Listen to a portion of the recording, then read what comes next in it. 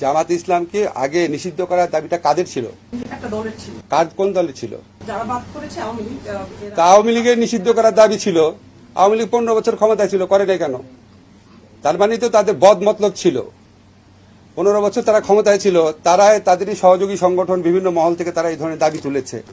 আবার আমরা অতীতে দেখেছি আওয়ামী লীগ জামাতকে সাথে নিয়ে 1986 ইলেকশনে গেছে, 1988 সংসদে একসাথে পদত্যাগ করেছে, একসাথে পদত্যাগ করার পর একসাথে মতিউর রহমান নিজামী, প্রয়াত মতিউর রহমান নিজামী সাহেবের সাথে আওয়ামী লীগের সভানেত্রী সাংবাদিক সম্মেলন করেছেন। বলেছেন উনি শুধু আওয়ামী লীগের লিডার না, উনি সকল বিরোধী দলের নেতা।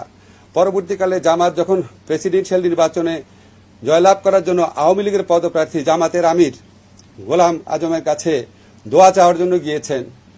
1996 আন্দোলনে জামাতকে নিয়ে অংশ নিয়েছেন। আমরা সর্বশেষ নির্বাচনী পত্রপত্রিকায় রিপোর্ট পাচ্ছিলাম জামাতকে ইলেকশনে আনার একটা প্রক্রিয়া চলছে। তো তারপরে যখন আওয়ামী লীগের বিভিন্ন মহল থেকে এই ধরনের দাবি করা হতো এবং আওয়ামী লীগ যখন আবার এই দাবিটা পূরণ না করত, আমার পার্সোনাল ওপিনিয়ন হচ্ছে এটা আওয়ামী লীগ জামাতকে চাপে রেখে তাদের কথা মতো চলতে বাধ্য করার একটা প্রক্রিয়া হিসেবে নিয়েছিল।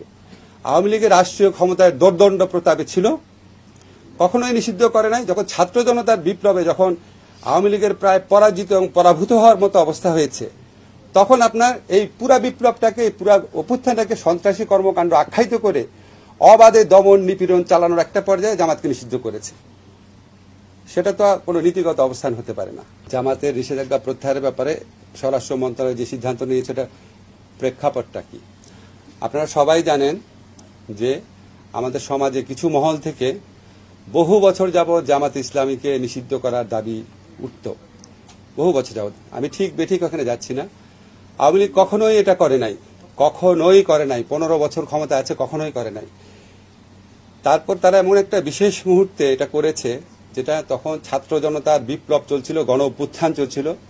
তারা এই ছাত্র জনতার গণ অভ্যুত্থানকে সন্ত্রাসী কর্মকাণ্ড, জামাত, বিএনপি, জঙ্গিদের সন্ত্রাস এইভাবে আখ্যায়িত করে এই আন্দোলনকে নির্মমভাবে দমন করার চেষ্টায় রত ছিল।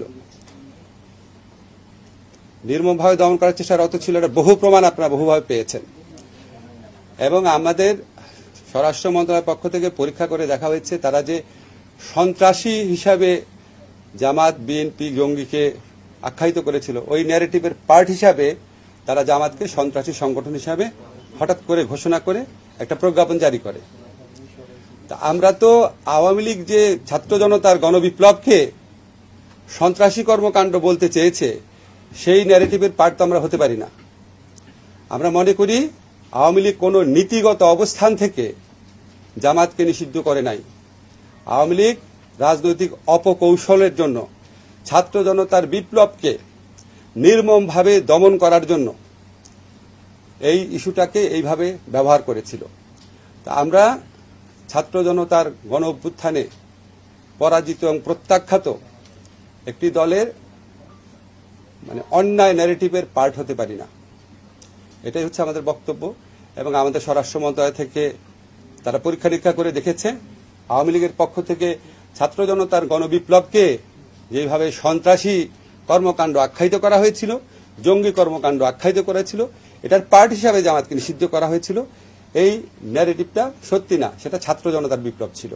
ছাত্র জনতার বিপ্লবকে সন্ত্রাসী হিসেবে আখ্যায়িত করা, কর্মকাণ্ড হিসেবে আখ্যায়িত করা, সেটা একদম দলের উপর চাপিয়ে দেওয়া, তাকে নিষিদ্ধ করা, আমরা এই মিথ্যা ন্যারেটিভের পার্ট হতে পারি না।